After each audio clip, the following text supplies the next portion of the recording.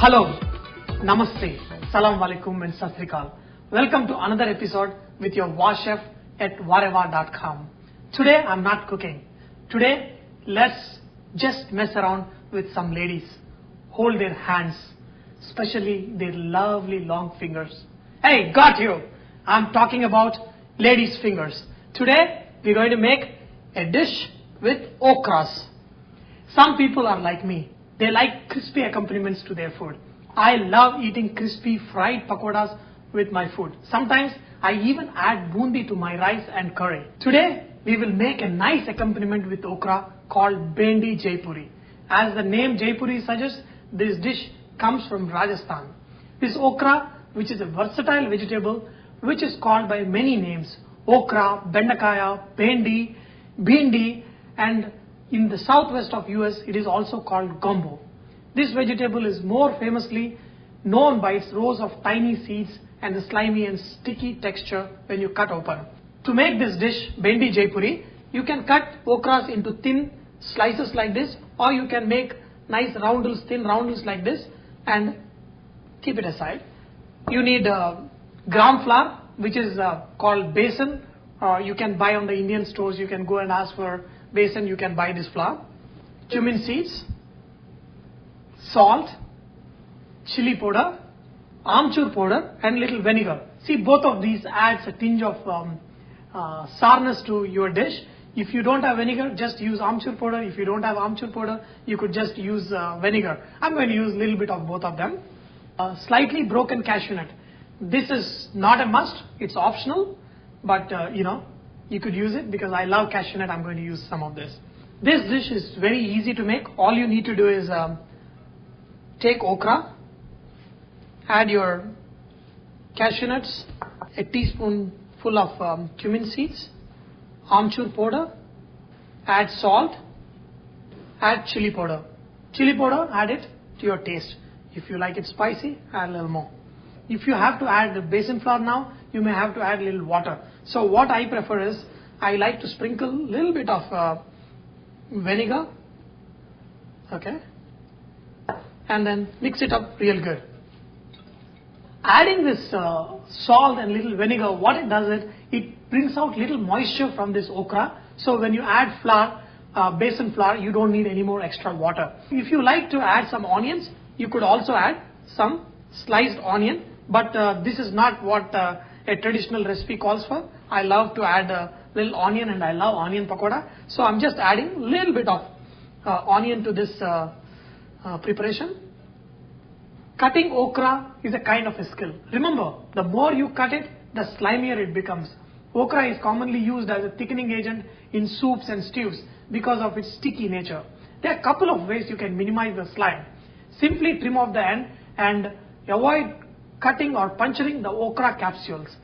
I always find the best way to avoid this slimy nature is slightly saute in the oil and then add it to my dishes, and that doesn't bring any of the sliminess to the dish. And this okra is very widely used in Africa, Middle Eastern, Greek, Turkish, Caribbean and South American cuisines apart from Indian cuisine. Okra is a powerhouse of valuable nutrients. It is a good source of vitamin C, low in calories and completely fat-free. It has plenty of vitamin A, calcium and fiber, a perfect candidate for a healthy cooking on VahRehVah.com. But how healthy it is depends on what you're going to cook. Today we're going to deep fry. So to make a deep fry healthy, always try to use fresh oil. Make sure you fry at a right temperature for a right amount of time. That is when your vegetables absorb the minimum amount of oil into themselves. Now the vegetables are sitting here for 2 minutes, so the salt has brought out a little bit moisture. So what you do, take little besan and just sprinkle on top. Okay, don't mix it, overly mix it. Just sprinkle a little bit. Okay, there's no quantity. See, for this I'm using maybe less than 1 cup maybe. So just sprinkle it like this and just let it sit for another few minutes. Okay, now if your okra is dry, so then you can sprinkle little bit, few drops of water. Just make sure, limit it to just few drops of water. You do not just crush them or try to mix them, squeeze it hard. Just slightly toss them over, and then you will see this okra nicely coated with the besan. Now the mixture is ready, so how about frying this okra? So all you do is, as I told you, don't just toss them a little bit, but not overly mix them, and then drop your okra into the oil.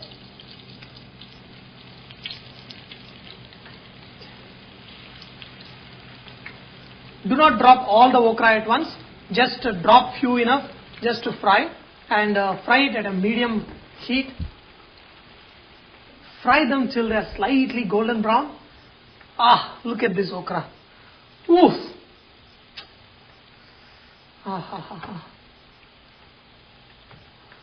And also remember that do not make large quantities. If you are going to fry this okra for a party, do not mix all these ingredients and keep it for a long time. Make sure between the mixing and cooking time, it should not be more than 10 minutes. Always make sure that you mix them in small batches, because once you mix in large batches and try to fry, they'll all get sticky. Now that we have fried them really good, cool. Look at this.